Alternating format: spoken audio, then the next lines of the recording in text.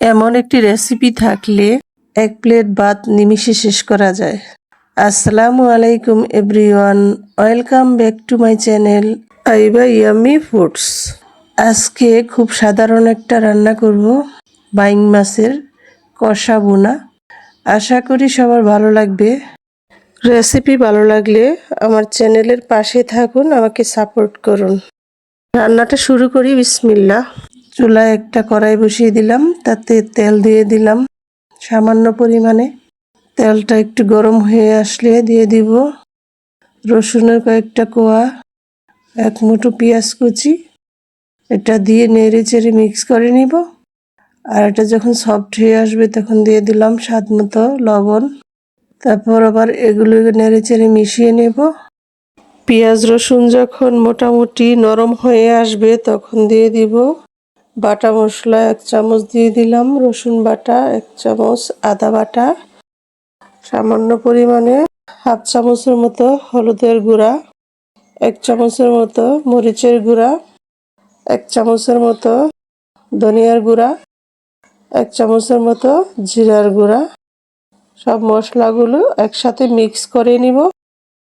Mix হয়ে গেলে যাতে পুড়ে না যায় মশলাটা, সামান্য একটু পানি দিয়ে দিলাম। পানিটা দিয়ে আবারও মিক্স করে ভালোভাবে কষিয়ে নেব।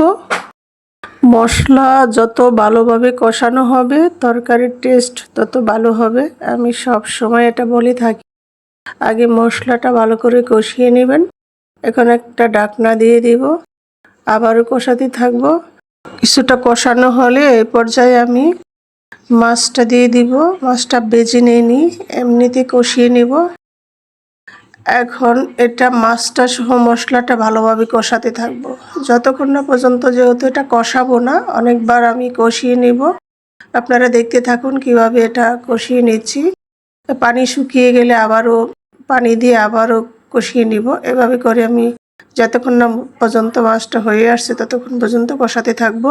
ভিডিওটি কে কোথা থেকে দেখছেন এবং বাইং মাছ কার কার পছন্দ কমেন্টস করুন। বেশি বেশি করে শেয়ার করুন ফ্রেন্ডস অ্যান্ড ফ্যামিলির সাথে।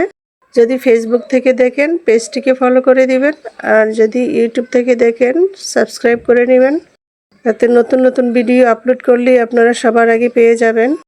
এই পর্যায়ে আমার মাছ এবং মশলাটা ভালোভাবে কষানো হয়ে গেছে। এখন আমি এটাকে জল দিব, আর জল দিয়ে কিছুক্ষণ নেড়ে চেড়ে একটা ঢাকনা দিয়ে দিব। এখন ফিনিশিং পর্যায়ে আছে। এখন আমি দিয়ে দিব আর কাঁচামরিচ, কয়েকটা কাঁচামরিচ মাঝখানটা চিড়ে দিয়ে দিলাম। এখন এটা দিয়ে পানিটা যখন টেনে আসবে মাখা মাখা হবে।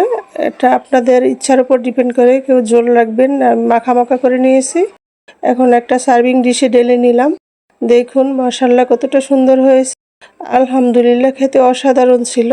আপনারা ট্রাই করতে পারেন। আজকের মতো এখানেই শেষ। Thanks for watching. আল্লাহ হাফেজ।